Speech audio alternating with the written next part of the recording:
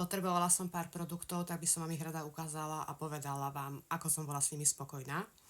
Prvý produkt, ktorý vám ukážem, je odličovač očí. Ja už rokuce používam stále ten istý odličovač očí, respektíve neustále sa k nemu vraciam, pretože čím som staršia, to očné okolie je naozaj veľmi citlivé na akékoľvek mechanické podráždenie a tlak.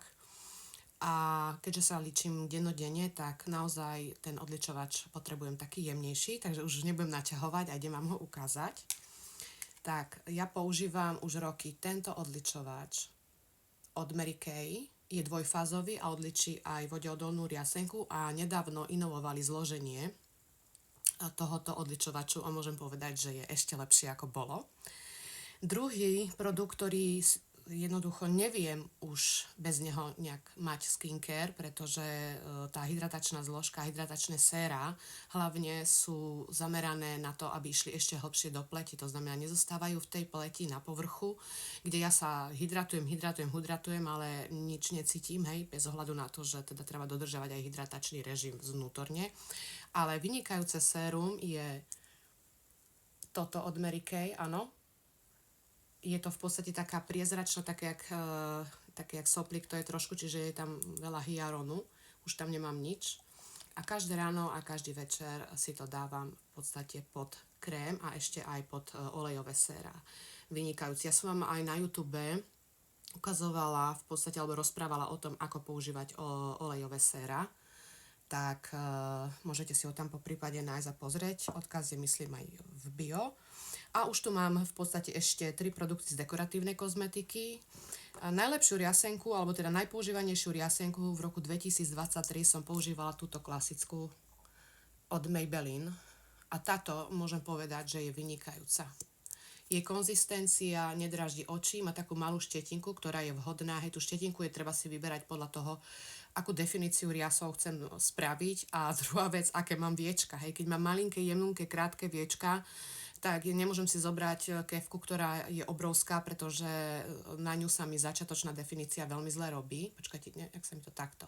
Hej. Čiže toto je vyslovene vynikajúce na definíciu takých jemných, maličkých očiek, kde si vy tú riasenku viete podložiť úplne ku korienkom a ťahať smerom hore. A ja si líčim tak, že vlastne dovon, hore a dnu. Ale o tom je ďalšie video, toto nie je na toto video. Takže táto riasenka. Vyskúšala som aj druhú riasenku od Maybelline.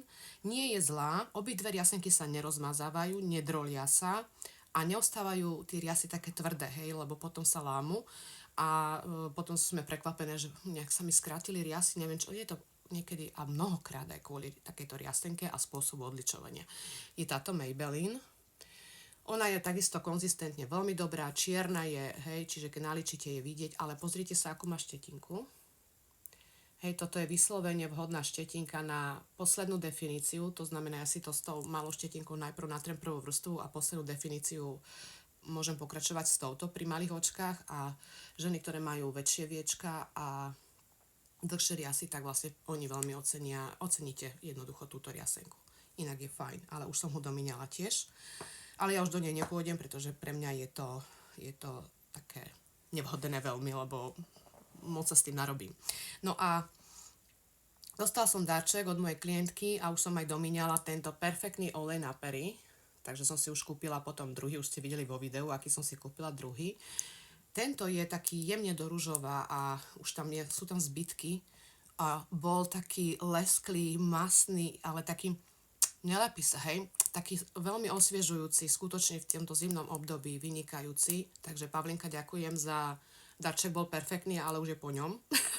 Behom týždňa som to vypatlala celé. Tak vám prajem krásny deň, to je dnes všetko. Vonku svieti slnko, ja o chvíľočku pôjdem von a vidíme sa na budúce. Prajem vám krásny deň. Ahojte.